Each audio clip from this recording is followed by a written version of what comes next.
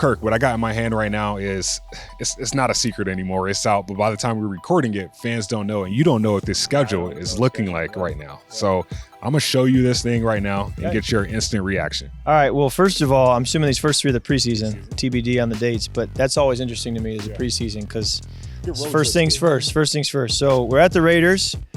Okay, interesting. We'll see what date we play them and all that. 49ers at home. You know, they're probably a playoff team, so you know you get to get a good challenge early, and we might see them in January. And then at Denver for the preseason to wrap up at Denver. You know, that's 2 trips. You know, you'd prefer to have 2 home games than to have 2 away games, but with 3, you know, we got the short straw on that.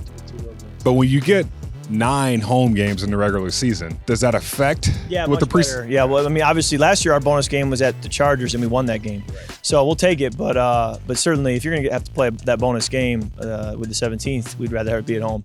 So getting into the real thing, the season, we're opening against the Packers, on September 11th, which is 2020. We open against the Packers. Okay, and that'll be an afternoon game, 3:25, right on Fox. That 2020 game was with no fans. That's right. It was an empty stadium. It was our first time in that environment. It was extra quiet. They ended up pumping in some noise as the weeks went on, but that first week was dead quiet. It was literally like playing Pop Warner football.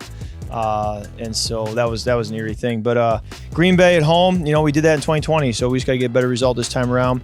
At Philadelphia was the one game we had heard about early, so we got that one Monday night.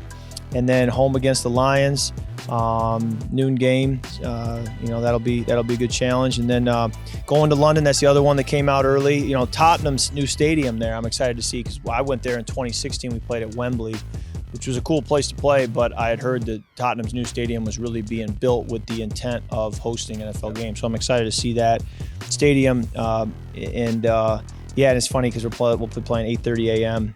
Central Time. You know, so that'll be interesting for Vikings fans to wake up Central Time Zone and have the game on right away. So it's interesting. So there's been 60 teams that have played in London, right? 60 football teams, so 30 games in London. Only 5 of those teams have had a bye week the week afterwards. We don't have a bye week the week afterwards. So does that do anything?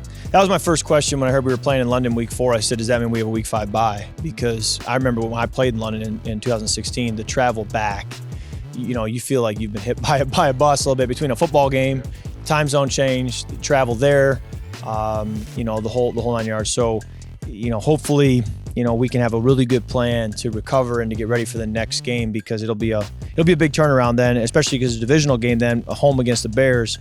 So really, you know, in the first 5 weeks, we play 3 divisional opponents and all at home. You know, home against Green Bay, home against Detroit, home against Chicago. So, you know, those are ones we can't afford to stub our toe in. And then at Miami, Miami's one of the only stadiums in the NFL I've never played at. You know, it's just the way the schedule rotation worked. I've literally probably played at every single city except for Miami. So that'll be, I think Jacksonville might be the other one. But week 7 bye, you know, usually like that bye to be somewhere in the middle, not too early, not too late. So week 7 bye, and then home again in Arizona. You know, they were a team that got the better of us last year in a back and forth game, and you know, so we'd like to, you know, get a chance there to even the score there. And then at Washington, obviously, will bring back a lot of memories. You know, haven't played there for 6 years, haven't been back since my last game there as a Washington player. Have you thought about that at all, just being back? Because a lot of people know I worked there a little bit too after you got there. So are there any emotions just being back in Washington, seeing some of the familiar faces? Absolutely. So many great people, so many great memories. I'm so grateful that that's where I started because of the coaches I got to play with, the teammates I got to play with, the success we were able to have. You know, my older son Cooper was born there in my last season there. So, you know, I even love going back in the off season and just kind of seeing old friends and seeing the sights. So it will be fun to go back. It'll be a little different than other games where you played somewhere for 6 years and you're used to running out of one tunnel and now you're running out of the other one. But, you know, some years have passed since then. You know, it's not like I was just there. So a lot has changed, including the team name. Yeah, exactly. And then at Buffalo, you know, that's one that I think will be a great challenge. I think Buffalo's one of the better teams in all of football, and great defense, great scheme. That's always been a challenge to go against. And so that'll be a great test for us. Man, once you start getting into late November, it seems like it's so far away, and there's so much football between now and then. But you basically got 5 home games in 6 weeks, month of November, early December.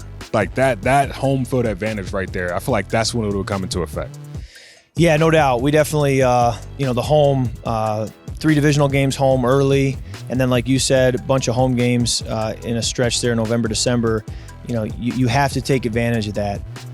So yeah, getting into playing Dallas, that's always a big game. We got to make amends for what happened last year on Halloween night against Dallas at home. And then Patriots on a short week are coming here against us on Thanksgiving, night game. So that's another challenge there. Another great defense. Has perennially been a top 10 defense in this league. And then we gotta the away games for our division then start to show up. We got to go at Detroit, and then finish at Green Bay and at Chicago. So those will be obviously cold games. Yeah. You got to get ready for that. January 1 and January 7 or 8. So there's a lot of challenges in here I could talk for a long time about, but so much is going to happen between now and then, and so we just got to take them one at a time. All right, my last question for you before we get out of here. Any game, you literally just saw it as we were doing this interview, any game that stands out to you that you got circled? It's hard. There's so many I could talk about. I do think going to London is special. I think playing the Packers week 1, getting off to a right start against a really good football team will be really important. I think playing on Thanksgiving Day is always a unique thing to do. And then those final 2 games on the road for the division, good chance that you're playing for the division on the road when you get to that point. And so, long ways down the road, but it's coming. Looking forward to it, Kirk. I know you'll be here. I know we got a lot of more fun things coming up between now and then. We appreciate your time today. Absolutely. And it's just a reminder, seeing the schedule of the work that we've got to put in today and every day to get there, because the other teams are working. It's a challenging schedule, and that's why the work we put in today is so important. Appreciate you, Kirk.